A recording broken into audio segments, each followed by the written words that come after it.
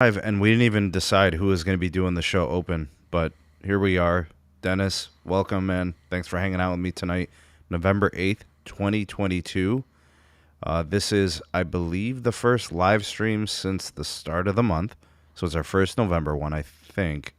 Anyways, Dennis, we got some stuff to talk about. T-Mobile wants to do home internet the wireline way. Does that shock you at all? I think that they are thinking about it, but they won't actually do it. They'll probably do some type of third-party partnership like they did in New York. Okay. So we'll look at those details and we'll check out the story and discuss it. And actually, you know what I should do is I should put the chat overlay. Let's see. Do we have chatters here? Okay, it looks like notifications are slow to go. So I only see like 7 people in the live. And then we might do some polls and stuff like that. So let me go ahead and pull it up on the YouTube side because they don't let you build polls in streaming software. Like you can only do it in like the native YouTube app or the like within your browser. So very annoying, but we'll figure it out. We'll do it. Because I want to know like what people think about this. Like, do they want it? Do they actually think that it'll happen? Is it smart? Like, those are the kind of things I think we should discuss. You know what I mean, Dennis? Well, let me give you the short answer. Do we want it? Absolutely. Who doesn't want fiber and more internet choices? I totally agree. Do we think it's smart for T-Mobile to do? Absolutely, because they need to start deploying their own fiber, and this would just give them a way to monetize those passings that they're going to have to run anyway through their cell sites in certain areas. It also gives them opportunities for additional government funds. Do I think it'll actually happen? No. Why? Because T-Mobile showed no willingness to deploy their own fiber to begin with, which is going to be the first part of that puzzle. And the last mile is the most complicated and most expensive part to laying fiber, not the actual running a backbone from cell site to cell site, which, again, T-Mobile has shown no interest in doing. All right, so let's start with that first one. Will T-Mobile actually do this? All right, so let's start there. All right, if I had to look at this as a likelihood, so 1, extremely unlikely, and then 5, very likely, I feel like this is maybe like a 2 or a 3. I'm going to put it right in the middle, and the reason I want to put it in the middle is because they have piloted a starter program with the actual company Pilot Fiber in Manhattan. So they must like something about this, you know what I mean, Dennis? There must be something good that they see, and they're probably thinking, and this is just the executive in me trying to put my executive hat on, they're probably thinking, what if we tried this in a couple of more markets? Like we got Manhattan, that's turned out pretty nicely. We like it or whatever. We like the direction it's going. Why don't we start looking at a couple of Midwestern towns? Why don't we look at a couple of towns in Florida? Why don't we pick some strategic places out west? You know, like kind of look at distribution, look at the uptake, offer the service to some people to try, get some feedback, get some information, get some data. So, and then I think like honestly, Dennis, like if they decided to keep it even small scale, like it's okay. Who's got a national fiber footprint? Like if we're going to be honest about fiber to premise, who's got the biggest fiber network? AT&T. Right, and how much of the geographical range do they cover? Maybe 20% if I'm generous. Yeah, so like to me, I don't think it's the end game of we need to smother the whole country. It's like you do it where it makes sense because that's what fiber operators do. But I need to rewind here, Sneed. We need to draw some distinctions here because I'm not sure we're focusing on the same thing here. So you mentioned the New York pilot project, right? Right. That's not really T-Mobile doing fiber. That's T-Mobile being a consumer-facing brand on existing fiber that existed from Pilot. That's Pilot's fiber. They did all the hard work in actually deploying that infrastructure. And basically, the best way to describe this, it would be like what Ziply is to AT&T in certain areas, right? Like we know Ziply uses AT&T fiber, right? Mm-hmm. Ziply isn't really going out there doing the actual installs. It's typically just AT&T guys or AT&T contractors, right? Mm-hmm. And the same thing happens in the DSL space, like with ToastNet. Are you familiar with them? No. Okay. Well, ToastNet literally just uses whoever the DSL provider is in the area, which in my case would be like Verizon DSL, for example, in PA, right? So literally, when you look at the bill, it's literally like basically a different way of being charged for Verizon, except they're dealing with ToastNet's customer service. So, if they're going to stay on that route, then that's another thing. But I see this as, they're actually wanting to to have contact with customers. Instead of it just being like the branding. I mean, I'm actually thinking, double and triple dip. Get yourself a true fiber line that's going to be, the circuits to your tower sites, because they're going to want to go multi-gig at some point on a serious scale, because it's expensive to literally rent or lease fiber that's like 10 gig or higher, and they know it's going to get worse. More sites are going to need it. They're doing home internet through fixed wireless access. It just makes sense. Like enterprise potential if you're the owner, tower sites because you want to own your fiber, and then fiber to premise just because, like, you're already running your fiber. If you're double and triple dipping, it makes a lot of sense. I mean, AT&T's building out fiber on their own. But they're not just building it out on their own. They're also looking for a capital investor now. That was the news from about 3 or 4 weeks ago. So they want to increase the pace. They want to expand at an even faster rate. I'm kind of looking at T-Mobile like they're doing the same thing, because that's the story. The story for T-Mobile is they're working with Citibank to try to secure a capital investor, a partnership to do this fiber thing. They're not jumping in alone, right? They literally don't have the money, Dennis. Can we be straight up here? They do not generate the profits, the free cash flow, nor do they have the margins to support any type of actual fiber ownership. They are 100% going to take somebody else's investment dollars and then try to match it with some of their own in order to have like a tangible build. Yeah, I mean, I don't think they generate the flow on their own. You're correct, but I'm not following the logic, Steve. Like, wasn't the whole point of 5G fixed wireless? Well, the reason you don't follow the logic is because now you're seeing them backtrack. You're right. There's a lot of backpedaling going on right now. But yeah, like, wasn't the whole point of 5G fixed wireless to not do this? And the same thing with Verizon's refocusing on fixed wireless as well, as they basically killed off their Fios brand. So what do you think they realized, Dennis? Fiber's king. I don't really know. Yeah. They grew a heart. Yeah. Yeah, I think it's fiber is king. I think this is how you actually do networking. You can't do without it. I mean, does AT&T look like a freaking telco prophet right now? John Stanky literally looking like telco Jesus himself? Maybe. Or Verizon going heavy into one fiber, right? But what I'm getting at here, Sneed, is like, I just want to really zone back in so we're making sure I'm on the same page with you. So you're saying that you're giving T-Mobile a 3%, like, out of a scale of 1 to 5, you said you're going to give them a 3 on actually building their own infrastructure, or are you saying they're just going to copy what they did in New York? I just want to make sure I'm on the same page. Well, I mean, I have, if they can get the capital investor, I've got it at a 3. If For they building their own. For owning some fiber. Okay. But I don't have it scaling.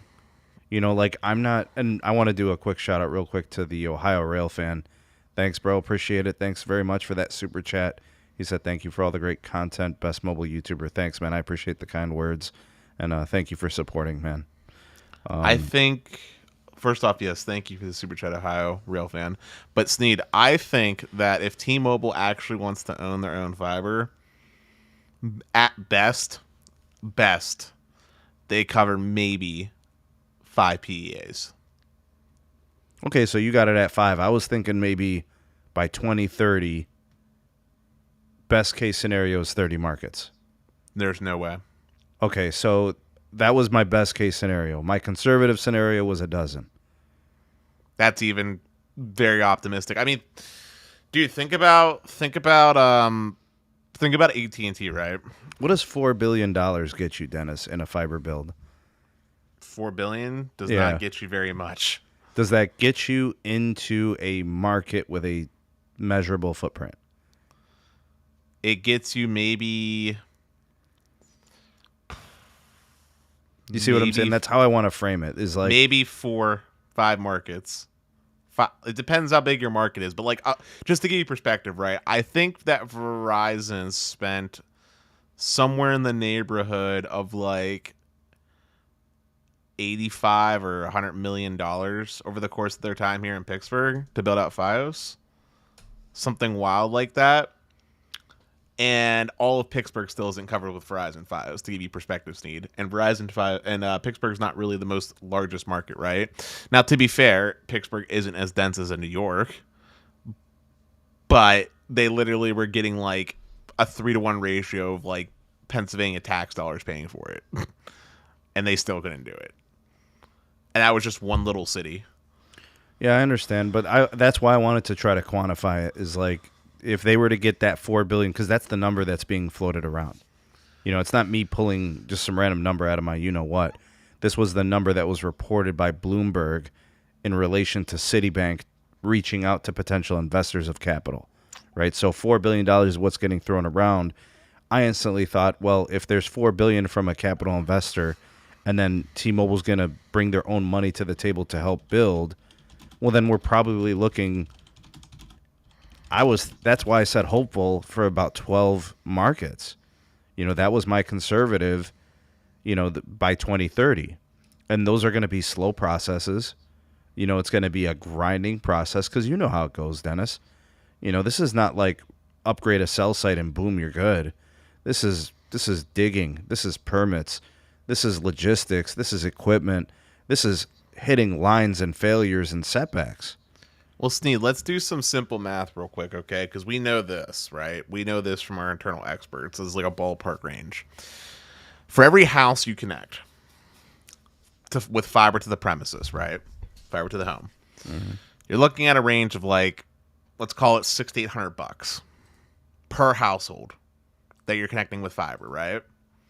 So you were asking how far does that money get you? Depends on how many houses you're connecting.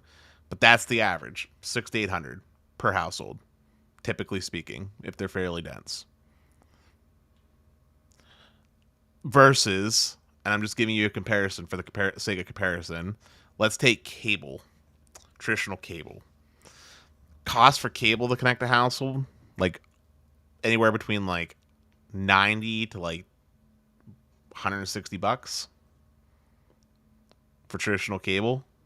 Yeah, but cable has so many other downsides. Like it's the future is in the fiber. Nobody's building out cable. I'm not arguing that they should be building out cable. My point here is to give some cost comparisons, because the point of me giving this cost comparison here is let's think about how cable's still unwilling, even with those cost levels, to expand into all of a city, right? Like there are like little internet dead zones, even in cities where cable won't go. Yeah. At that cost price point. And I'm saying that fiber deployment is literally like a 6x cost difference, 6 to 8x cost difference for comparison. Yeah, sure is. I mean, but you're speaking to the build, of course. I mean, long term, and they may not even be looking at it that far down the road. Again, these are companies that have shareholders, so they're looking at ROI. Well, I'm speaking to the build because you asked how far does $4 billion get you, and I'm saying not far. Oh, sure, yeah. I'm saying it's not very far. Like if every single one of your houses, even if we lowball, I'm going to be super generous. Let's just say you lowball and say every house is like $500 per household for each household connected, right? I'm lowballing it because you got it dense. You've optimized the process. Maybe the city's giving you some extra special like permitting with aerial setups and stuff. Mm-hmm. It's still super expensive. And that doesn't even take into consideration, by the way, mind you, that in most circumstances here, because it's a new build like this, like they don't have any like access to any of the lines or anything going up to these houses. T-Mobile would probably end up having additional costs that aren't typically accounted for, such as replacing area pools to make room for their lines, right? Because there's regulations about how close your lines can be in relation to like the electrical, and you have to make way for incumbents, like if Comcast is there or whomever's infrastructure is there. There's also the consideration to the fact that T-Mobile really doesn't have the workforce to actually go about doing consumer facing deployments, right? Like most of their networking team tends to be behind the scenes. They're not really consumer facing, and being a consumer facing kind of technician is a whole different type of job, right? Being able to do the wall fishing that's required to actually get the fiber inside the person's home is its own unique challenge. And okay, so you've got concerns from the build standpoint. Yeah. You've got concerns from the operation standpoint. You've got concerns from like the retail standpoint. Yeah, this is a tough. It's a tough project, and to sink your teeth in this late in the game, right? It makes it a little bit more challenging as well, right? Because, I mean, are you going to go into a Fios territory? Are you going to go into an Altice territory? I mean, you want to probably target some legacy DSL territory and some old cable territory. Viasat and these places make a lot of sense. But then the problem becomes, well, how many people are we going to serve with these runs? Shouldn't we just do fixed wireless in those locations? Let's just do fiber to the site, fiber to towers, and let's do mmWave. Let's do, mid-band. We'd rather densify. Right? Basically what I'm saying is that the places where the places where T-Mobile deploying consumer fiber as an option makes sense are the same places where probably fiber already exists, because T-Mobile wasn't the first person to realize that it makes sense, right? Like, going back to the example of New York, to be clear, they did not build the fiber. They made a smart strategic partnership, which I actually see high likelihood of them expanding into other places with So pilot. you like the pilot with the T-Mobile branding. Makes sense, yes. Okay. In fact, if you remember, Socialist Dennis even once said federal government should just run all the fiber and have everybody just kind of, use the actual infrastructure. Pay for it, and then it pays for itself. Yeah. But anyway, I could see T-Mobile replicating that. That's fine. That makes perfect sense. It's a well-tried and true strategy that has been used many a time before. It can work just fine. T-Mobile actually making the infrastructure, though, for a consumer use case makes no logical sense to their business, because it defeats the purpose of the fixed wireless. Like, you're talking about, well, hey, they might do this to try to make up some of the money for having to run fiber to their cell sites. And my argument to you is like, based off what I was just telling you about cost, like, it's so expensive to run fiber, your own fiber to all these different households, that they'd just be better served running that 10 gig or 40 gig backhaul line to their cell site and just selling the fixed wireless and calling it a day.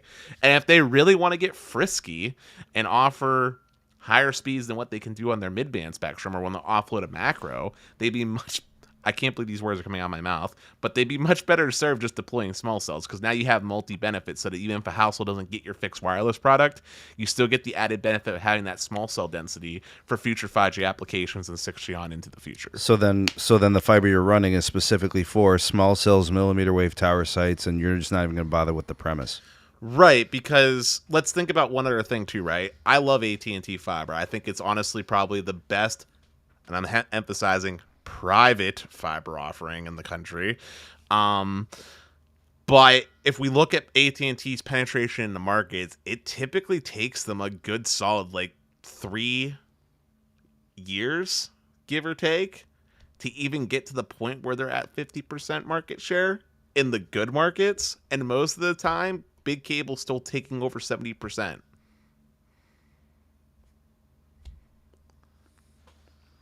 I don't know what the data is on that, but I have seen that from people. There are people within the community that indicate that cable still wins even when AT&T is there with fiber sometimes. Typically, they sit around 30%. 30% seems to be where they chill at. 50%. Let me put it this way. There's not many situations where ironically enough, where the fiber provider is the one taking a 70% market share from cable. Well, they're taking Cox over here. Cox is an anomaly. I'm saying let's compare two big companies against her, right? Comcast versus Verizon Fios, right? Mm-hmm. If you were just to take a small sample size of my HOA, right? You go to each house, just look at the back, see if they have a Verizon ONT or the little Xfinity coax cable going in. You're going to see for every, like, if we did 10 houses, for every, like, 8 houses that you pass by, it's going to be Comcast. Only 2 will have Verizon Fios out of the 10. That's the split in my small HOA. That's very anecdotal. I know that that's not necessarily true for the grander scope of Pittsburgh. Pittsburgh, like I said, is more like probably like a 30-70 split. But just looking at my little HOA as the example, there's not many people that get the Fios product, and that has to do with marketing. There's not really any marketing going behind it, right? AT&T's also notoriously bad at doing their marketing. But also cost. Comcast and specific to Pittsburgh will run very aggressive promos. I'm talking very aggressive promos. We talked about them on the show before. We're talking prices like as low as $20 sometimes for like 400 meg or $50 for gig, like, you know, stupid stuff like that. And your average consumer doesn't care about upload. Well, they care, but they don't know how to voice that concern, right?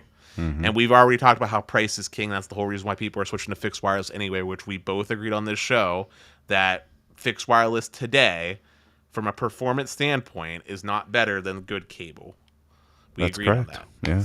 Well. So, you know, and cable has the advantage when it comes to a price war because they got more money in their pockets and a lower cost of operation, just like technically fixed wireless, if they really wanted to, probably could be charging less money if they really wanted to compete with cable than they're currently doing, because their cost of operation for serving that product to a household has got to be lower than what it costs for Comcast or Spectrum or whoever to provide service with cable. I just think it's kind of ironic, you know, like here we are, we've come full circle. Like T-Mobile looks ridiculous. Like they literally told us how, you know, at all these earnings calls, the network's fine. We're not seeing congestion. Everything's good. We can scale this, blah, blah, blah. And like now they're going to be digging in on fiber. They're going to be, you know, building mmWave because they see what's going on. You know, just their mobile growth warrants the investment into mmWave. Just the mobile growth. Because every quarter, you know, they're adding somewhere in the neighborhood of like 500, 600, 700,000 subs. Just mobile users. Throw in an additional 500,000 and 600,000 fixed wireless subs, which use what, 5-6 times more data than a mobile user, at least? And that's, I'm comparing Magenta MAX customers to the home internet. Like home internet customers are like, your average home internet household uses approximately like somewhere in the neighborhood of 500 gigabytes as a household. Okay, so 500 gigs, half a tera, right? Yeah, versus your typical Magenta MAX mobile subscriber, I think, was only using like 30 gigs. And so if you put that on the family level, right? It's like that's how you get the home usage so high because you're connecting multiple devices. Sure. So let's just say a family account has four Magenta MAX lines, 120 we'll call it, versus 500 for a household. Exactly. That's how I figured that, you know, 5x, 6x multiplier kind of worked. I mean, it could be 10x. I mean, there's probably, you know, families that are pushing the terabyte, you know, some of them. And there's some people that are probably using 200-300 gigs and some that are using 800. It's all over. But, you know, we're seeing them starting to discuss and talk about mmWave more, right? That topic they avoided that like the plague for a long time. They didn't want to talk, but like they bought all the spectrum, you know, so, you know, it goes back to this concept where I continue to drive this point home. Don't listen to what carriers say, watch what they do. You know, certain things that they say, you could take it at face value and say, okay, well, that makes sense. That lines up pretty nicely. It's probably true. But, like, how do you say, like, mmWave sucks and pointless and all this, but then you buy, like, the second most mmWave at every auction that had it, right? And then, you know, you talk smack about, like, say, for example, C-band, and then you spend the most per megahertz pop. Like it's been the most two-sided speech I think ever out of any company. Like people say that like Verizon is backtracking on millimeter wave. Well, how do you prove that point when they're doing 17,000 nodes every year for the last 3 years? Yeah. I don't know. But like this is kind of like the formula. You listen to what they say, you might be misguided. Cuz like here comes T-Mobile talking fiber. Now we're hearing T-Mobile talk about this is essentially fiber to their cell sites. To me, this is fiber, as a real solution for their networking, especially in places that are going to need it. And millimeter wave is going to basically become a necessity when people's usage increases. We're seeing data usage going up 20% per user annually. And they're adding, 2 million customers a year organically in mobile, right? And they're doing the same thing with the home internet organically, right? So that's I mean, what are we talking, Dennis, here? Like, if let's just make up a magical number, okay? 1 trillion. This is just a complete arbitrary number. Today on the T-Mobile network, there is 1 trillion units of data. What is it in 5 years? Right? It's going to go up 20% each year. You see what I'm saying? So are we going to start seeing 4 trillion, 5 trillion, 8 trillion units of data transmitted over this network because it's multi-purpose, And mind you, that assumes that there's no innovations with 5G, right? That there's no use case that warrants additional data. And we have to assume that there is, right? But there's something I want to go back on. Dennis is putting on his CEO hat of the day. If I was in T-Mobile shoes personally, my strategy personally would be to focus on our 5G deployment for our mobile network and tuning our network to be more of a home internet replacement on the fixed wireless side in the form of like network slicing. And I would my first step would be focusing on getting my own fiber to my cell sites and then deploying lots of small cells, again, continuing to roll my own fiber, because as I deploy these small cells and run my own fiber to these small cells, I am getting closer to the premise, which then when I do want to make the decision to maybe test out giving my own fiber product to consumers in a targeted market, I have reduced my cost expenses for actually transitioning that consumer's home away from a fixed wireless product and instead having fiber for them. And it's a strategy that, despite what people want to think, is basically what cable has been doing all along, right? Like, if we look at the history of cable, right, it started with all copper, then we got HFC, with fiber to fiber to the node or from like to the head end. Then we got fiber. And then we got the removal of amplifiers and getting like a Node Plus 0 model with like this whole rollout to DOCSIS 4.0. And now if like a Comcast wants to just give fiber to the premises, they don't have to change any additional equipment because these nodes that they're putting in are already all digital and already have like all the fiber in place with spare fiber strands if they want to connect these homes up, right? T-Mobile could do a similar thing. The small cells are basically the node in this example. But point being, I think it's a little bit late in the game if T-Mobile wants to offer consumer fiber. It doesn't really make sense. I think they're better served with their fixed wireless product. They're making that their forefront focus. There's plenty of market share in rural. There's plenty of market share in rural that they can be taking where there's not as much competition or any at all. So that's free customers for them.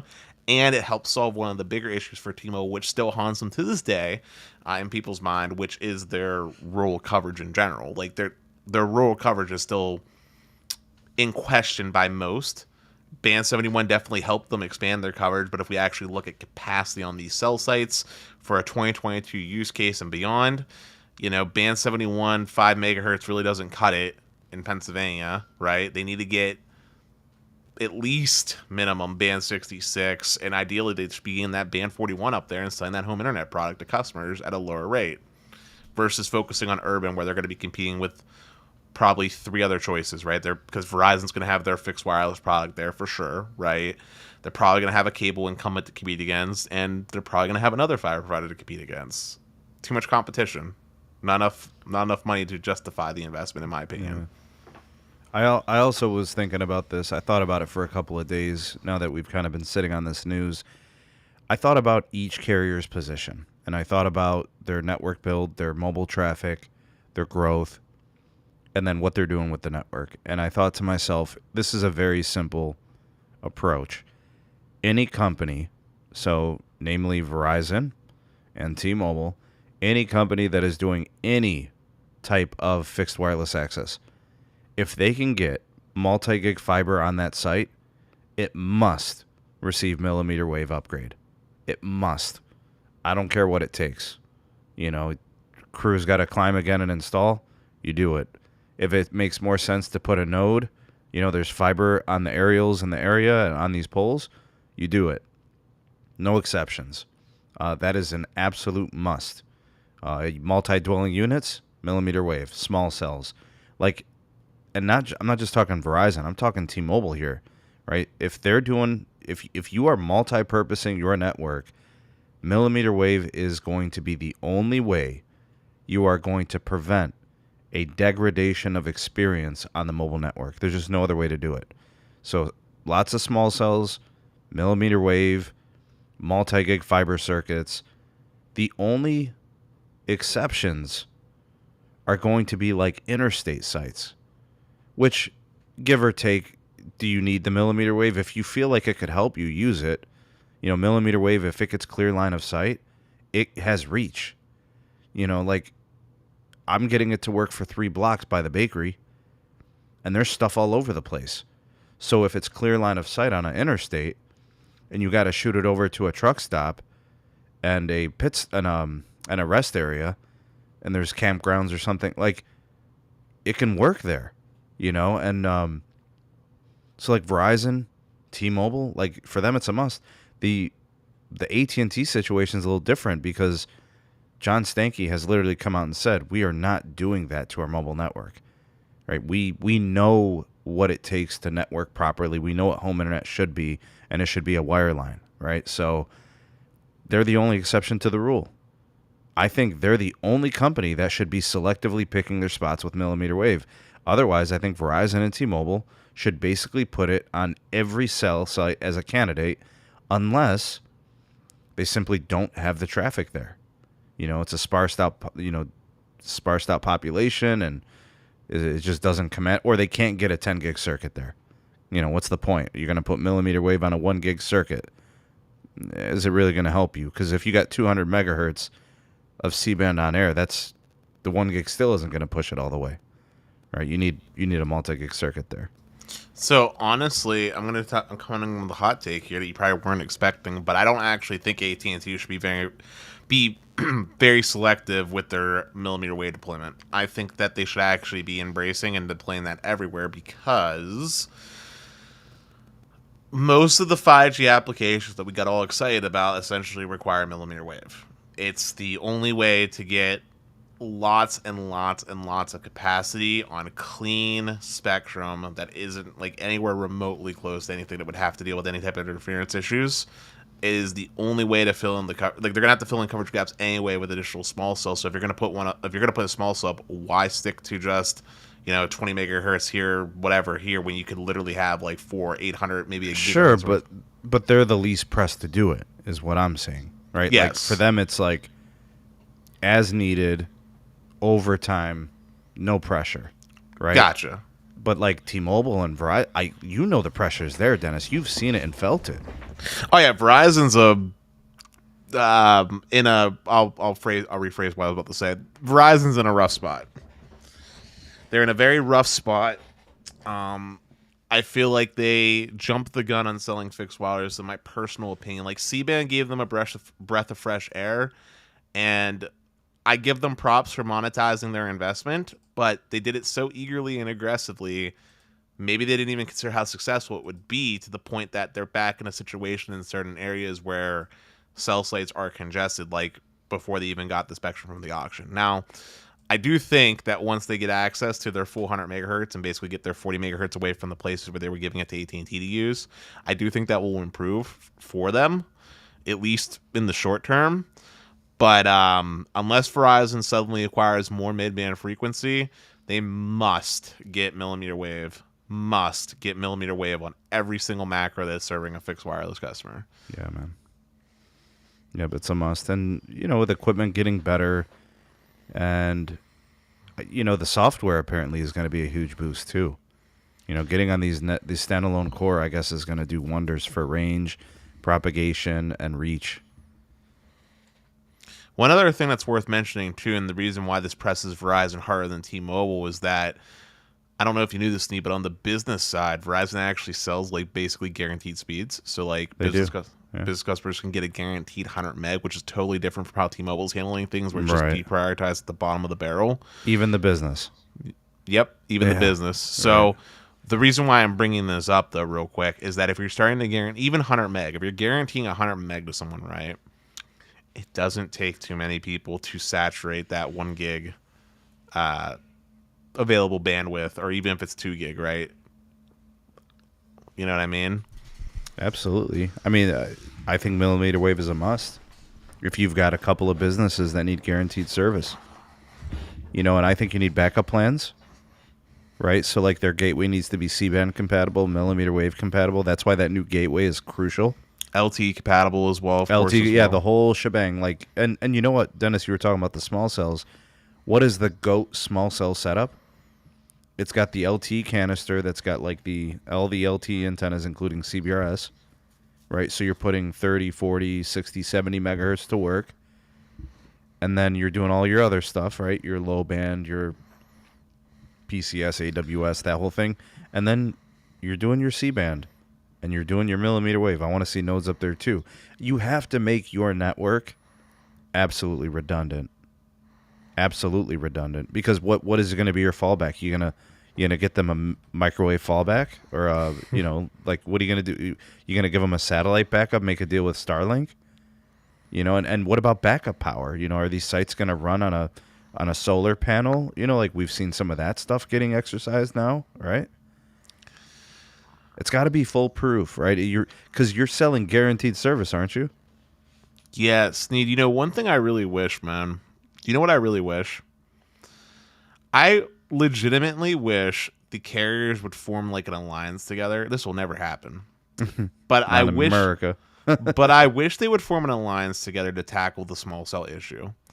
Because I'm going to be honest, Sneed, I don't think any of the 3 major carriers have the resources available to them to actually deploy a dense small cell grid that's going to meet the needs of 5G across their network. They'll pick a couple of markets, right? There's going to be a few markets where it's really, really good. New York, obvious. Maybe Dallas for AT&T, right? That's going to be great. Seattle, they're going to pick their markets, but I don't think they actually have the resources to deploy the level of small cells with all that different gear on it. Well, how much time you got, buddy? You want to talk politics? Do you want to talk I'm talking over. I'm going to give them. Okay, look, over the next, let's just say. Well, first, let's set a number. How many small cells do you think, let's just say Verizon's going to need to add additional to their network in order to give a level of millimeter wave coverage that's basically ubiquitous in, say, their top 50 PEAs? Millimeter wave, top 50 PEAs. Mm-hmm. You're going to need probably 200,000 small cells. Exactly what I was thinking. I was going to say about 250,000, dude. 250,000. Right? Well, you currently have a smattering of about 40,000. No, what would it be? About 60,000? Okay. What did they do? 17, 19, so 36. Yeah, 40, 50,000 right now. Cool. Millimeter wave. So yeah, the additional 200,000 will bring them up to 250,000. Yep. Yeah. Cool. Yeah, so we're on the same page, same wavelength. Okay. So yeah, they're going to need 250,000. Now, Verizon's deploying 17,000 currently over the next how many years? All indications are they're doing 17,000 a year every year. Yeah, but at some point it's going to slow down, right? Like, it's got to slow down. Well, at some point, do they reevaluate what cities need it? Well, I'm just thinking, like, right now, Verizon's clearly in hyper-focus mode for the 5G rollout, which is something similar that we saw to the LTE period. And once that kind of stabilizes, if history repeats itself, Verizon will just let it ride. Like, they're not just going to keep continuously upgrading unless there's some major auction, right? They're just going to kind of let it ride. You know what I mean? And the same thing already happened with T-Mobile. Like, we saw T-Mobile's pacing for additional cell sites with N41 being either upgraded or added has dramatically slowed since their first year and second year deployment, right? I think last I remember hearing they were only doing maybe like 200 cells like a month. Something super tiny. Where do you think they need to be? T-Mobile? Mm-hmm. We're talking small cells or macros here, or just in general? Well, you were talking about a 200, what is it, monthly upgrade rate? Okay. Yeah. Yeah, so... I think they need to be at like 1,000 a month. Okay. At least. Gotcha. I mean, at least that. I mean, there's a lot of sites that need touching up, and there's been a lot of improvements to 5G networking equipment from year one deployment, right? Like, T-Mobile's talking about doing all this standalone carrier aggregation and stuff like that. And on a lot of their cell sites, they opted to go with like Nokia gear, which Nokia gear really isn't that great based off what we've seen. And sub-6, it's good. mmWave is sus. Yeah, but I'm talking about their first-gen Nokia gear. Yeah, for mmWave? No, for mid-band, sub-6. Yeah, it's okay. It's not bad. I mean, we've got it here. It's pretty good. Do you think the range and performance matches what, I don't know, what an Ericsson piece of equipment or Samsung? No, Ericsson's the best. Yeah. And have you seen Nokia's newer gear or no? Oh, they have some new air antennas? Yeah, I think. Hold on, I'm getting the model number. Anybody know anything about the performance? Or are we seeing improvements? Give me a second. Interesting. You can talk while I'm pulling this up. Well, I never thought about the radio gear per se. See, because to me, like in the early onset, it's just hang radios, hang antennas, get these sites upgraded, and just go from there. To me, it's the most important thing is densifying upgrades, right? It's upgrading sites in bunches, and not worrying too much about like all the intricate details per se. Then we can argue about, well, this radio manufacturer is better, I mean, in my personal opinion, in my experience in testing, I kind of got Ericsson number one. I got Samsung a distant number two. Yeah, but we got the higher MIMO tech coming around the corner. We do, and that's important. That's going to be huge for capacity.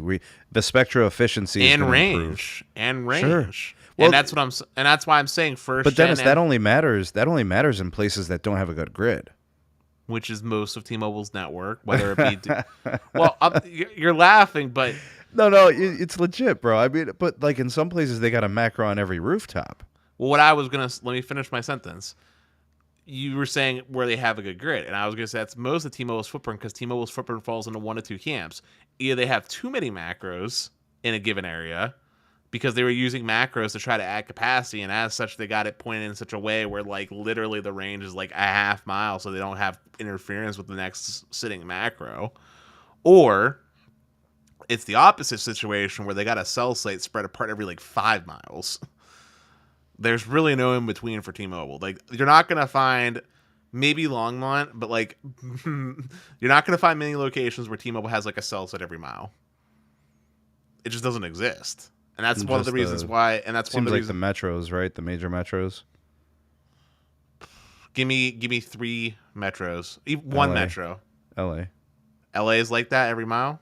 Yeah, L.A. and New York, and I'm gonna assume like Philly, Boston, any place that has like 2, 3, 4 million or more. I think they're golden. I think the trouble is when they get into suburbs. And you spend a lot of time on low band in between cells. Mm-hmm. So like you get a noticeable drop off in capacity. I mean, people get by, but the problem becomes like the calling on edge cell. You get a bad handoff and you drop. Yep. I mean, to be fair here, Verizon density wise isn't necessarily that much better across the board. Like, Verizon has been moving cellular equipment and decomming macros and doing all kinds of shenanigans. Bro, this I gotta see, bro. I don't have a single contact at Verizon that can confirm any of that. You talked about it on your last week's show. Moose did. I still can't find proof or evidence of this. So like, sorry, I remember it being on last week's show. It was Moose said it, and like, I'm not here to call Moose a liar. I'm just saying, like, when I heard that, I was shocked because it's not in their plans to do that. Like, so them not. Do what's that? I said I sure hope it's not. Oh well, wouldn't that? Think about it. That's backtracking. Literally, all we've been talking about is how carriers need to embrace the grind moving into 5G. Well, one thing I do know for a fact, though, when Verizon did the CDMA shutdown on 3G and everything like that, I do know for a fact they did lose coverage that wasn't replaced. That doesn't... So you'd be implying that the 4G radios have failed. I guess, but I'm just saying that Verizon's coverage did shrink when the 3G shutdown happened. Carlos reported on that. He was like, yeah, this place used to have coverage. Now it doesn't. Then that means that there are cell sites that don't have 4G radio gear on them. Or it has failed 4G radio gear and only the 3G was operational. Right, but if it was a dense tower grid, like towers every mile or so, even if one of those sites went down, you should, in theory, still have coverage. It's crazy, man. I never thought that I would have been saying this, but I feel like when AT&T got the FirstNet contract, it literally put them in the catbird seat. Like, just in terms of increasing your footprint, like, what's Verizon's motivation to increase their footprint today? Like zero. Like they're looking at it like, the hell do I care? Like, we're gonna just serve the customers we have in most places, and AT&T's in a different position because they're tied to a contract, and their funding relies on it. So there's gonna come a day, I guess, where everybody's going to notice it. Everybody's going to see it, sense it, feel it. Maps are going to show it, where AT&T's network is larger. It's already larger. And it's going to be more modern, and, who are you going to put your faith in when you actually travel? And you're going to be like, well, Verizon still hasn't gotten to these sites, and AT&T's got more sites, and it's just a matter of time, I think, until that happens. It hasn't happened to me yet. Like, I haven't gone anywhere in Ohio and been like, all right, Verizon doesn't have coverage here. Everywhere I've gone, pretty much all the carriers have the coverage. But, like, we've seen the live streams with Carlos when he goes out in the middle of nowhere, Nevada, and, like, there's coverage disparity between the three carriers. Yeah, out his way, Verizon's king. That being said, though, and if PA Tech is somewhere in the chat, wherever he may live, AT&T is the one that gives me the peace of mind anywhere in Pennsylvania. If I'm in Pennsylvania and I only have one phone, one network I can choose, I will have confidence that if I have my AT&T phone on me, I will be good. If I have Verizon on me, I'm in decent shape. I'm in pretty solid shape as long as I'm on like most of the major highways and stuff like that. But like, you start getting real rural with Verizon, man, you're just screwed. In rural Pennsylvania? Yeah. No coverage. No coverage. Gotta have AT&T and PA, y'all. And then T-Mobile improved a lot, but like there's a lot more places where they have native coverage now, which is great. But you get rural, like super rural, you're probably roaming on AT&T with them still. With which carrier? T-Mobile. You'll be roaming on their LT capped at 2G speeds or whatever their domestic roaming works with. Yeah, I think there is going to come that day where people start to see that, and they're gonna say, well, Verizon hasn't done anything here. It's the same lack of coverage in this area, and they might explore, be like, oh wow, AT&T has coverage here. Okay, well, time to switch. I would think Verizon would have an incentive though, considering that they do get a lot of contracts from the federal government still, specifically the military. Yeah, but aren't those like regional, like within the vicinity of those bases and the services where they use it? Yes, but like what I'm getting at here is Are they like bringing new coverage there, or are they just renovating, modernizing? You know what I mean? a little bit of everything. But I was gonna get what I was gonna get at though was I would think that Verizon would want to though, considering that I would assume they'd want to have the ability to win future contracts. Like if Verizon just takes their floor off the pedal for rural coverage, they basically give all future rural contracts to AT&T at that point. But B, they lose out on opportunities to reduce their operational expenses in a way, right? Like a lot of Verizon's coverage, despite popular belief, a good portion of it is on roaming, right? Like we remember, I don't know if you remember a couple years back, but there was lots of articles coming out during the pandemic about people getting shut off from their unlimited Verizon plans because that was their means for using home internet because they were living in a place where they were roaming on insert third party partner, domestic roaming partner. I don't remember that 3 years ago, but I remember that like circa 2015-16. And then I remember they purchased like Bluegrass, Yeah. Kentucky, that gave them native.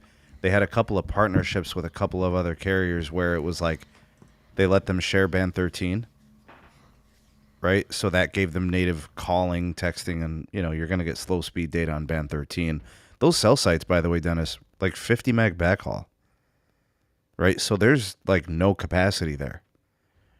You can modernize cell sites, and if you're still running a 100 meg microwave to 3 sites and you're sharing 100 meg 3 ways, I mean, even on off peak, you're getting 20 megabit.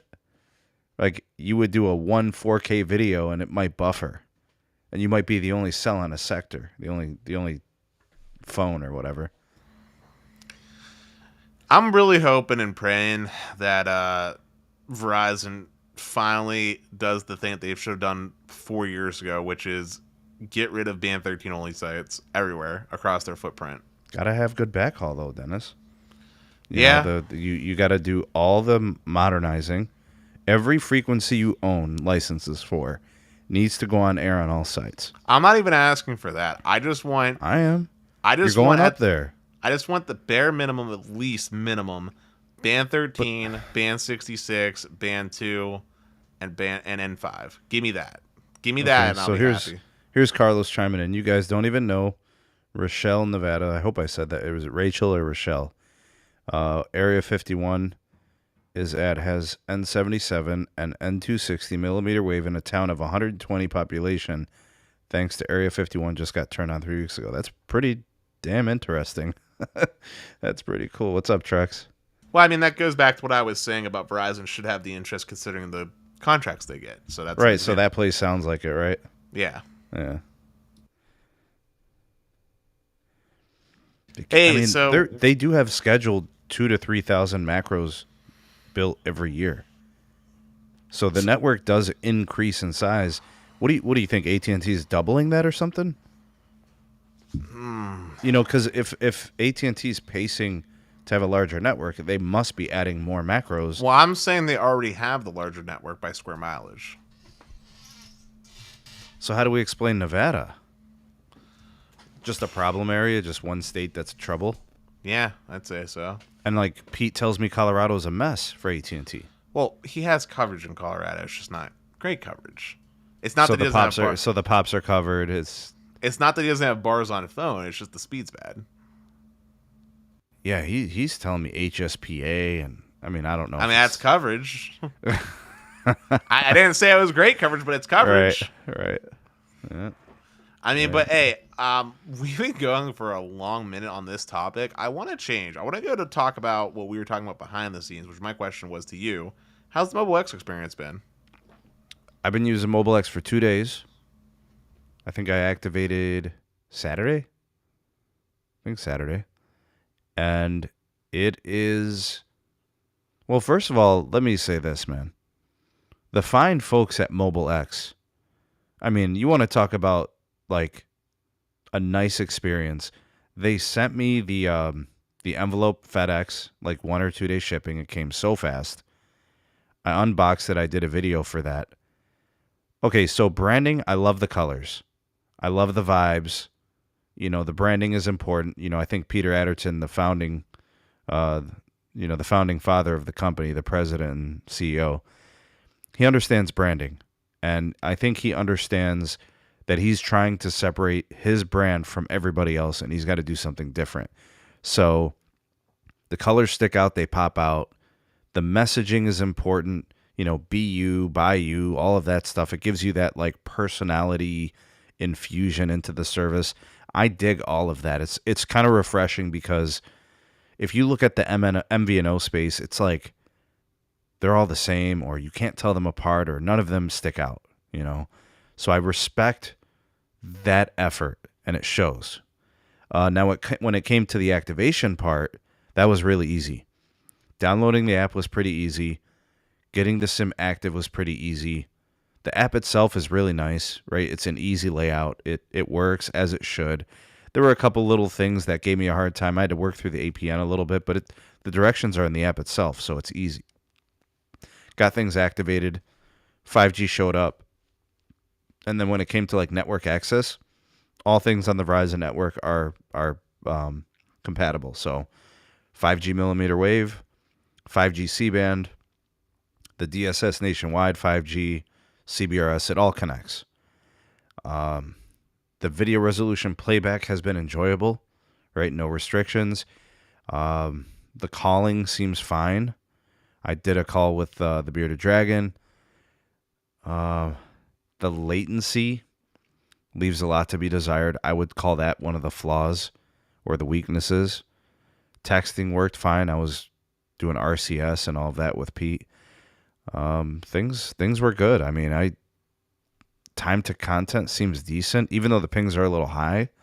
It hasn't really impacted my experience. I'm using about 4 to 5 gigs a day, Dennis, on the service. Oh, wow.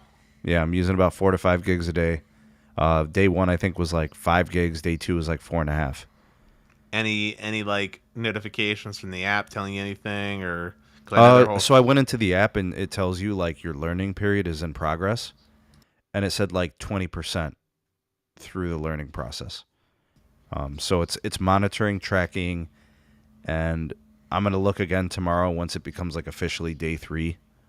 I just want to see if I start getting any of that stuff because I'm curious to see what it says or recommends.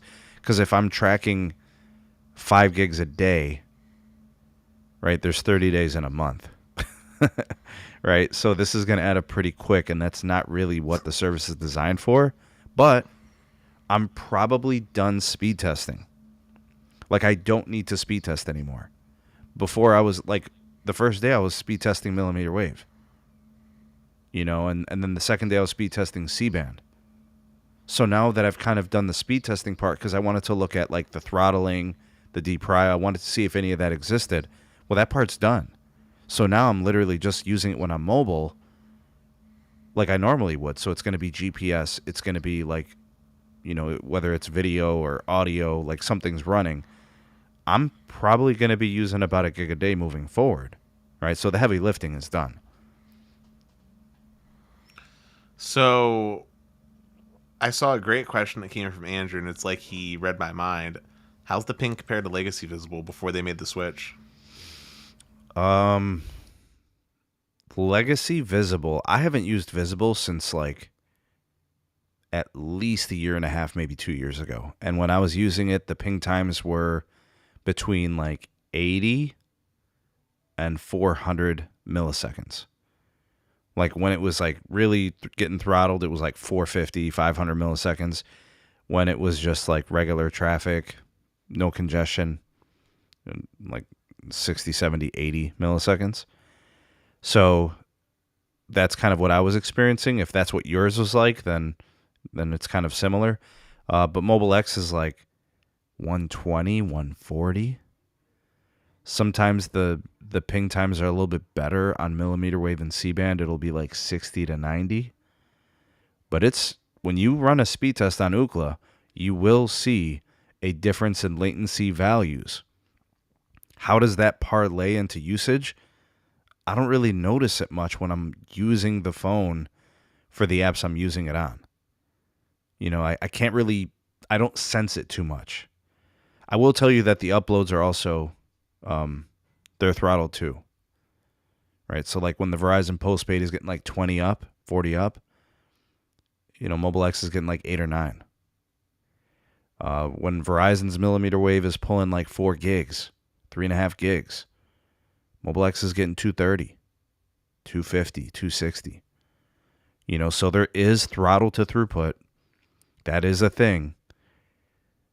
But it's not a big deal, man. As long as you're not speed testing, it doesn't really show. It doesn't manifest itself. I uploaded a 4K 30 frames per second 2 gig file on the way to work on Mobile X.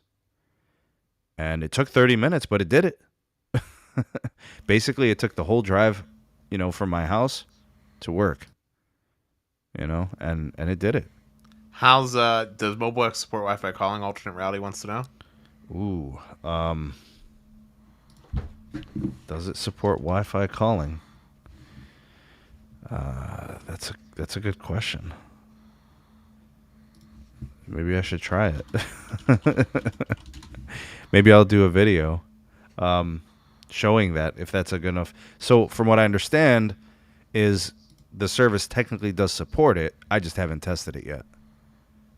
So I'll get back to you on that just to show you guys like that it indeed does work. But they're saying that it is capable on the service. Yes, Andrew. Yes, on millimeter wave. It does work. Yes. It is throttled, but there is millimeter wave coverage, yes. Here's a different question that I wanted to ask. What are your thoughts on it compared to Xfinity Mobile?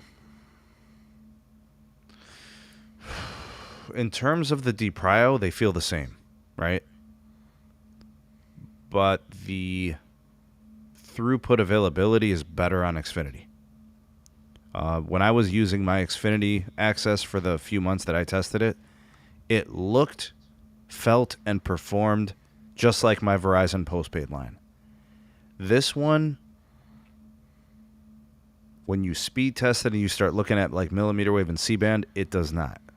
Right? That's noticeable. But if you don't speed test, you might not notice it, man.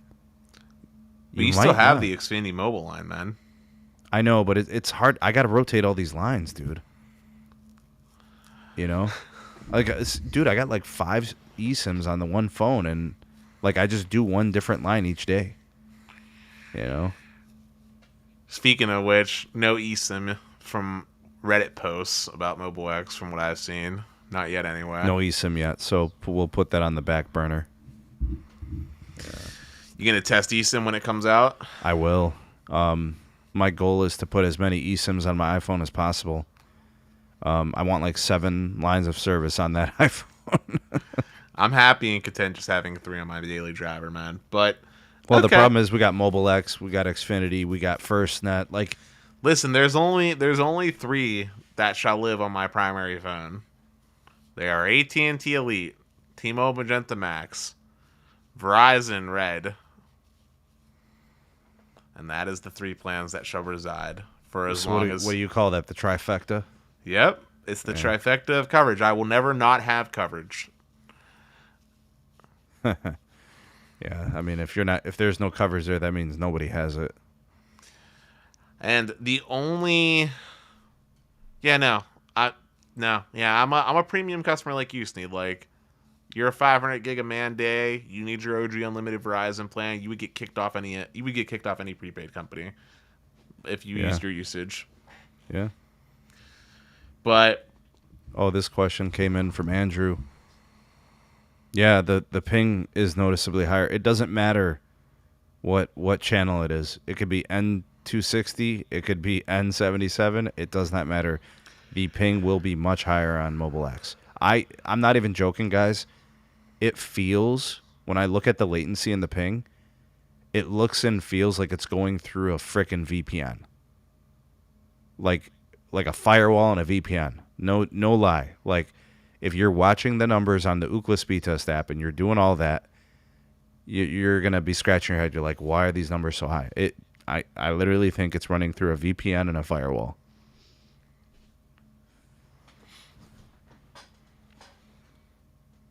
But, all right, we touched on that. Let's see. What else did we want to But I am happy with it. I will say, it works just fine. I have no complaints. I'm most curious about what it ends up recommending you, to be honest, if they just recommend you go with someone else based off the fact that your usage will probably be so high. Well, what if it sees the first 2 days are heavy and then the rest of the way it's light? Great question. You know, like at 5 gigs a day, it's going to want me off after 5 days because I'm at 25 gigs. But if I use 10 gigs in the first 2 days and then it's 1 gig a day the rest of the way, that's a different story, man. True. You know, I'm interested to see what the AI spits out, man. I really am. You should test the hotspot, by the way. For priority, speeds, usage, that sort of thing. Yeah, just see if it works well. Yep, I should. Next video coming right up. But now that we talked about that, was there other topics that you wanted to discuss for tonight? U.S. Cellular is losing customers. Want to talk about something more interesting on the topic of speed? iPhone shipments are down. No. It's the thing it's the thing I said I noticed on Reddit. Go ahead, Dennis. All right. So, as many of you viewers may know, I like to peruse the social media called Reddit sometimes. That's my go-to platform. And I noticed a trend on some of the cable operators subreddits, so Comcast, Spectrums, etc. And that is, there's been a significant uptake of people posting asking about what the slowest speed is that they can purchase. Not because of price, but because they legitimately don't feel like they need the fastest and they don't want to be recommended or talked to about these faster internet speeds. Sneed, what are your thoughts on this trend, man? Like, if price is not the reason, right, why would you pick a slower speed intentionally? I don't know. The only thing I thought of was price.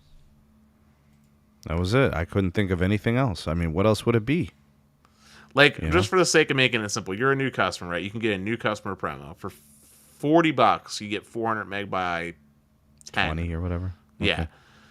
Or you could just get a promo, not do anything, pay, say, $55 for, like, 100 meg by 10. Why would trying to move? And then would they want something even slower? Like, if they offered a 10 by 1, would they take it? I don't know. Like, in this is the example I just gave. So, 100 by 10, $55. It's not a promo. It's not a contract. That's just the price. Or $40, new customer promo. Price is good for 2 years. 400 by 10.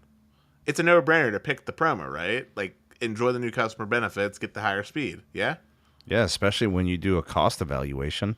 Exactly. Right. But there are legitimately people out there that don't want that. They want the slower speed. They don't want the promo. They don't want any of it. Yeah, I don't get it, bro. I mean, you're going to pay more to get less. It doesn't even make sense. Just forget about what you're getting. Just talk cost. I would look at the service as either way, I'm getting what I need.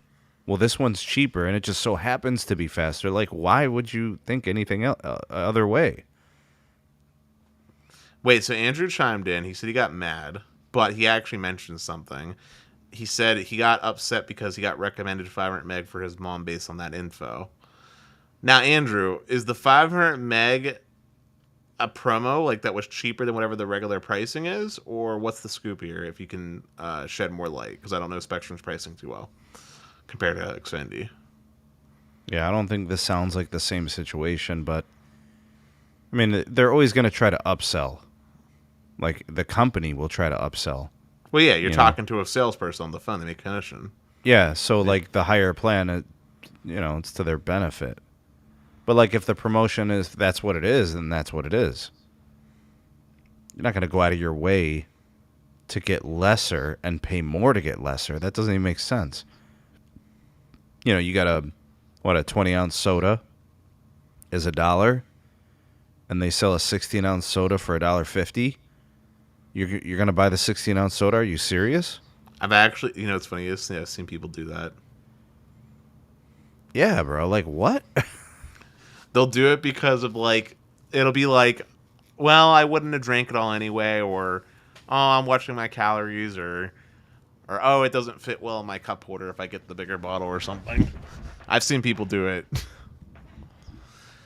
I mean, case in point, man. Think about the fact that Coke makes those tiny mini, those little mini Cokes, those little 6-ouncer cans. Yeah, they're like 8-ounce juniors or whatever. Yeah, they're more expensive than getting the regular cans, but people buy them. Alternate reality said less is more unless you want to work on the diabetes. Justin RA said people don't want to deal with the inflated price after 2 years and have to cancel and re-sign up. But you don't have to cancel and re-sign up. Before the 2 years ends, then that's when you go to the non-promotional price of whatever the lowest speed tier is. You just pay that price. I hate cable. I know. I'm just saying. But you don't have to. The reality is just I hate it. It's the worst. But I'm just saying you don't have to cancel and re-sign up. I'm just saying the logic doesn't make sense, right? The whole point of being a new customer is take advantage of the new customer deal. So why is this a phenomenon? Where did you see this? Why? What is the whole process? I don't get it.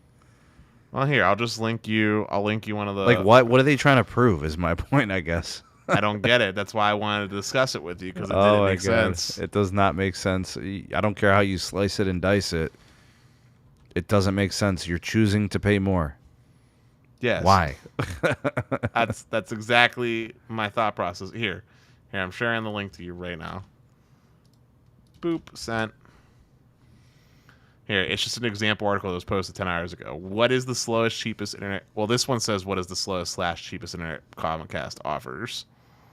But because the goal is to just pay the least, then you don't even care what the output is. You're just give me your cheapest plan. This is not that. This is give me your slowest plan, which isn't their cheapest plan. Right. Stupid. Yeah, I'm reading it. I see it. Yeah, good for you, buddy. And he got upvoted 75%, whatever that means. It means that 75% of people have upvoted him and 25% downvoted him. Doesn't even make sense, bro. Uninformed, bad decisions, common sense. He's coming from a 4G hotspot, by the way, and then someone was talking about in the comments, oh, make sure you should get prepaid because you have a data cap, or might have a data cap. And I'm like, he's coming from a hotspot. I doubt 1.2 terabytes would be an issue even if there was a data cap. And secondarily, as a fun fact, you can't get prepaid at a place that hasn't had active Comcast service before because you need a technician to come out. He or she, whomever that is, maybe they just signed up for some OnlyFans content, and now they're gonna be chewing up all those gigs, dog. Oh man, there's a lot of ASMR stuff too, man. A lot of content out there that people are gonna start consuming. And you're going to be seeing people taking advantage of that T-Mobile, that home internet, the limited one, 200 and 300 gig tiers. Real quick, Justin, you're going to have to call them to cancel anyway. So you have to make the call anyway if you're going to call them to downgrade. But yes, you have to call them. Yeah. Oh, you can't downgrade through the app? Nope. Man, cable is the worst. I mean, it's not just cable. Verizon's the same way. Oh, for Fios? Mm-hmm. Yeah. It's literally, I think AT&T is the same as well, man. You should mess around and see. Nah, I'm good. I like my gig, dog. All right, Phil Brooks said went to Comcast the other day. They gave him gigabit for $89 a month for 3 years. Frontier Fiber $69, but Xfinity Mobile made the math work in their favor. What? I'm reading the most recent comment. Yeah. How? What? I think he's saying his cell phone bill savings, or he's not. Oh. I'm not sure. How did we get to $90? Yeah, Xfinity Mobile. Okay, yeah. Well, wait, is Xfinity? No, it's Spectrum's doing the bundle. Well, no. Comcast is doing something too here, but the math doesn't work out for me because unless he's combining the mobile cost with the cell phone cost on one thing here. Yeah, I think so. I think it's the gigabit home internet plus a mobile line. Because gig is $80. Gig is $80 with just auto pay, and then you get a $30 discount for having mobile, which brings down to $50.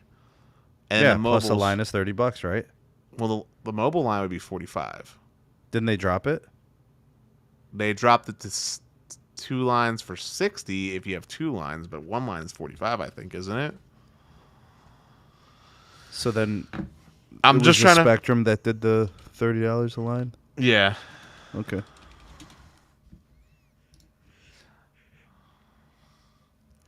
Let's see. Plan. I'm looking at their line pricing right now. By the way, my coworker within my department, we were talking about service, and he's aggravated. He's looking at his Verizon bill, and his wife got to upgrade a phone, and he's got to upgrade his phone, and he's like, what should I do? And I asked him what he was paying. We looked at the total cost of his bill and what he had, and I was like, dude, I'm pretty sure you're gonna save $130 if you just switch to Spectrum Mobile, because his home provider is Spectrum. Yeah. So I was like, I think you're gonna save about $130. And we looked at the numbers, and he's gonna go that route. He's gonna trade in his iPhone 8, get himself one of those newer iPhones from Spectrum, whatever promo they have, and then he's gonna have the bundle with the home internet plus the wireless, and I think they're giving him a gift card too for switching. That sounds right. So he's probably gonna make out like a bandit. Yeah. So, and I told him, I was like, look, you're gonna go into Verizon, and you're gonna try to wheel and deal on these phones, but your bill's not gonna change. It's still gonna be expensive. So you might as well just do the phone with them, trade in, pour it out, and then get the gift card. Yeah. And use it to pay your Spectrum bill. Or pay for gas or whatever. Whatever Yeah. you want to do. So his bills literally is going to go from like $260 to $130. I got a different question for you, Sneak. I feel like we've touched on this topic before, and I understand your venom, but your hatred for cable, right? It started off with a hatred for Cox, right? You hate and loathe Cox in the same way. Well, the industry's got problems, but Cox, yes, is trash. Yes, so you hate Cox, right? Just like I don't like Verizon. Yeah. But explain the rationale for the deep hatred that you have as cable as a broader scope, because I don't understand that one. Promotional pricing. That's the one thing. That is the biggest thing. So if they got rid of promotional pricing, It solves 90% of their problems. Well, hold on, I didn't finish. Let's just say they get rid of promotional pricing, but in doing so, the flat cost for stuff is higher, right? So like 400 meg, right, from Comcast, because that's what they bumped 300 up from, so 400 meg. Instead of that being, say, $30, because that's what it is on promo, right? Without any mobile discounts or anything, it's just $30 a lot to pay. So instead of that being 30, if that was 55, just out the rip, no promo, and then $14 if you add on a modem rental, right? If they did something like that, would that make you happier if that was just the price versus having a promo? Yeah. Do you think that would make the broader people happier, though? Yes. Really? Yes. I'm confident. Then why does Verizon Fios not actually track customers versus when Comcast does those promos? Well, I mean, the industry can be flawed, and it's got the customer condition, Dennis. People, like, cable started this, and they've been doing this for decades. So, like, it's literally gotten to the point where people don't know any better. Now they think this is normal. Well, different point. Look at Phil Brooks' scenario. He left Frontier Fiber, which I believe doesn't do promotional pricing anymore, if I'm not mistaken, in favor of a promo to save money. Do you see what I'm saying? Like, I'm getting at, like, I agree with you. I personally like not prices changing either. That's one thing I'll give to Verizon's credit with their Fios product on the existing customers like myself. But the industry, the people that speak with their dollars say otherwise. Like, Here's yes, the thing, man. The way I look at a business is very simple. If your service is good enough to take my $30 a month for 2 years, and you're going to jack up my bill 75% after that term is done, that's just simply deception. Like, you literally structured it that way, so that way when I don't pay attention, I get hit with a bill that's going to be 3 times as much. You see what I'm saying, Dennis? That is, it's organized stealing. I would never do that at the bakery. Like, good business, honest businesses don't do that. And there's no other way to slice it and dice it, right? But it's an industry problem. Like, that's what cable does. So I'm not here to pick on like Comcast or Charter. It's not about like a certain brand or a certain company. That is an industry-wide problem. People are now conditioned to think, what's the promo? That's horrible. I mean, that's conditioning. That's the old, like, I forget whatever that psychologist was, where they ring the bell and the dog smells food, and now every time the dog it's just conditioning. It's horrible consumer conditioning. And I will never leave AT&T Fiber if my bill stays $60 forever. I will never leave them unless the service just goes to hell. They'll always get my money. That's how I feel about Fios, although I know for a fact that my $65 price point doesn't stay forever. It'll go up to $70 here shortly. But look, you're going to have to call them. And not everybody is Dennis 4.0 or Telco Jesus and knows how to navigate these waters. Dennis, you swim in these waters like you live in them, right? You tell these people what to do. Here's what I'm willing to pay. Here's what I know you charge, blah, blah, blah, blah. You know how it goes, right? These people go in thinking they're going to get played because they don't know. They're not informed. Well, what I was actually going to say was I'll just leave it alone at 70 and call it a day. So long as Verizon doesn't give me my hours-long worth of outages, I won't that's leave. the magical number too, Dennis, right? What? It's like $60 or $70. People are willing to pay for their home internet. No questions asked. They're satisfied as long as it's 70 or less. Yeah, I think that that makes sense. Yeah. But yeah, no. If Verizon tries to charge me like a new customer and charge me like $100 for gig or something, or like 90, gone, gig's gone instantly. I literally told Moose that I think it was the last live stream. AT&T raises my pricing, I'm leaving. I'm going to fixed wireless. Oh no, I'm just gonna cancel. I'll just cancel Verizon and just go back to Comcast. I'll deal with having less uploads. I'll trade having less uploads for the savings. I mean, I'll go from 60 a month, right? They're gonna jack me up. Let's say they jack me up to 80 or 90. I'll just get fixed wireless for $25. One thing I wish, by the way, it'll never happen. But one thing I do wish is I wish Verizon legitimately had like a loyalty incentive. Like, I wish that, I mean, they do. I got the loyalty discount. That's how my bill got down to where it is at. But that was because of a bunch of, issues for 6 months and having to pay for a tech to fix their problem. But anyway, I wish, though, that automatically, right, for every year as an anniversary, right, I wish my bill would go down $5 until it got to the point where it was like, say, 50 for gig, because I've seen $50 be offered for gig in plenty of places like CenturyLink Fiber and stuff like that, right? If Verizon did something like that, legitimately, no matter how bad the service got, I don't think I would actually cancel it, because $50 is so cheap for a gigabit connection. Sure. Like legit, the uptime could be like 70%, right? Terrible uptime. And just because it's so cheap, well, you would tolerate it, or you'd be okay with it? Yeah, like relatively speaking cheap, I would just tolerate it, because I'd be like, well, for $50, geez, I could just keep paying for a secondary internet connection. Just as a redundancy? Yeah, pretty much. Like right now, I'd rather pay an additional 30, 40, 50% as long as it stayed up. Oh, I mean, yeah. I mean, I'd rather have the best of both worlds, but like right now I got Comcast again because of the mobile for you guys. But like as soon as we're done testing the mobile and stuff, whenever Carlos says that's good, I'll cancel the Comcast and just go back to using Fios as just solely the primary. But I've been enjoying. Wait, so that's the only reason you have the two connections? Well, yeah. I mean, so you're ready to just go solo Fios? Yes. Okay. So for whatever reason, I thought you were just like, nah, man, we're gonna be keeping these two going all the time. No, I had canceled the Comcast there temporarily, and then got it back and getting the mobile. How's the uptime on the Fios, man? Anything unforeseen? It was really good. As we've moved into winter, I've been experiencing very intermittent, like not like it was, but very intermittent instances where ping just spikes for maybe a few seconds. Not long enough to like take me offline.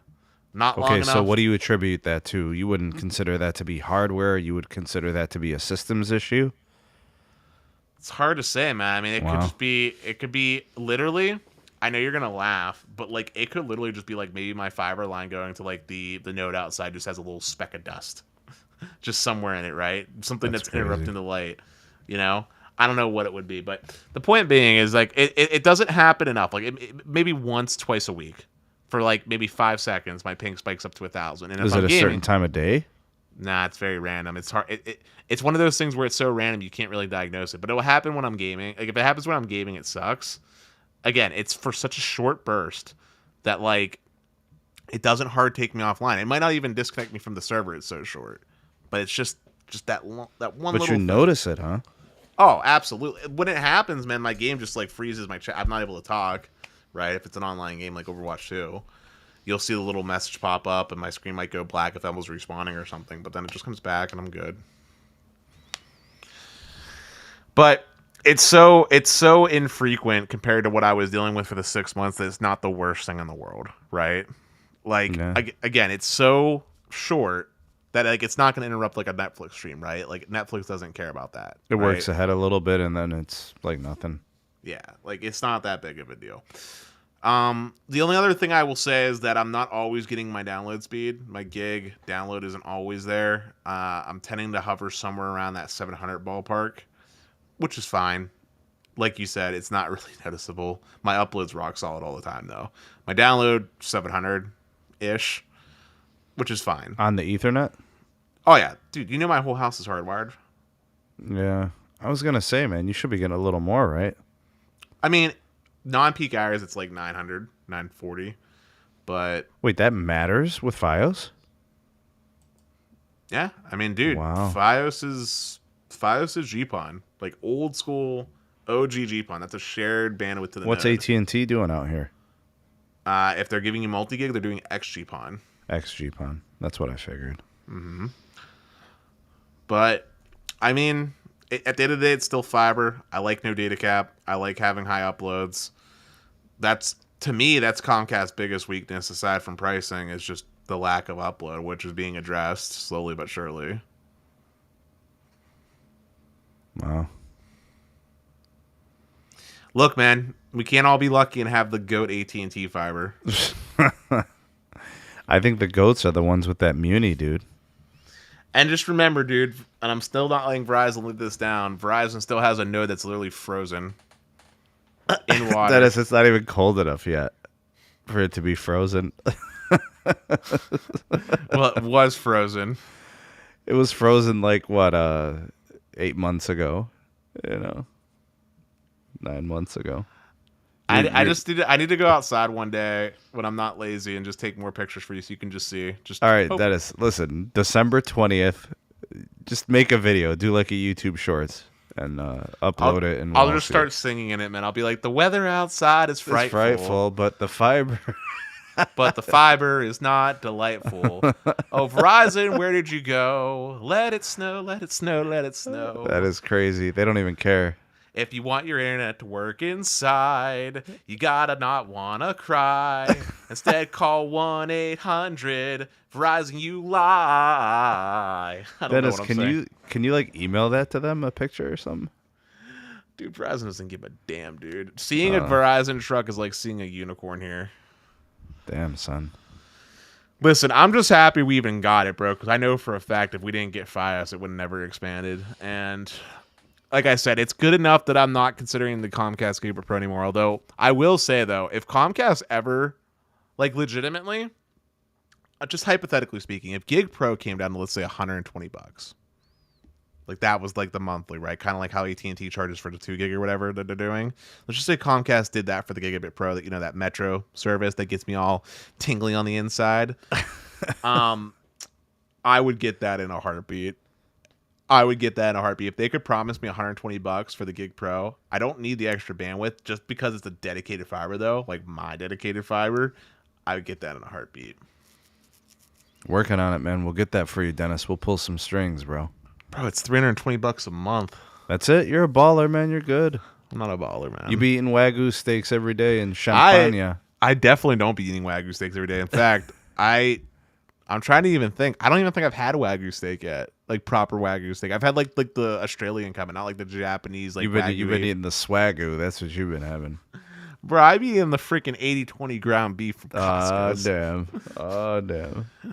Joking aside, though, man, I really want to try some proper like A5 Wagyu beef, dude. Like that, that looks so good, man. Like the pinnacle of steak, man. I need to have that before I die. Oh, before we start getting hungry, Dennis, I'm actually tired, man. Take us home, man. Let's close out the show. All right, as always, I want to thank everyone for coming out and watching the streams. Lots of friendly faces, Chime, Alternate Reality, Phil, and so many others. Thank you to anyone that super chatted and supported my boy Sneed. Always appreciated. I can assure you he's taking the money and putting it in a good place. Hashtag Yasmin's College Fund. Yeah, we're not burying it in some random field in Colombia. I can tell you that much. And Sneed, to you specifically, thanks for reaching out and having me on. It always is a joy. We talk about different things. Tonight's show was a little bit off the cuff, but honestly, it was kind of chill, and sometimes you need that little bit of change of pace. So thank you for having me on, as always. Thanks, Dennis. Appreciate you. But with that, this is going to be the signature piece from me.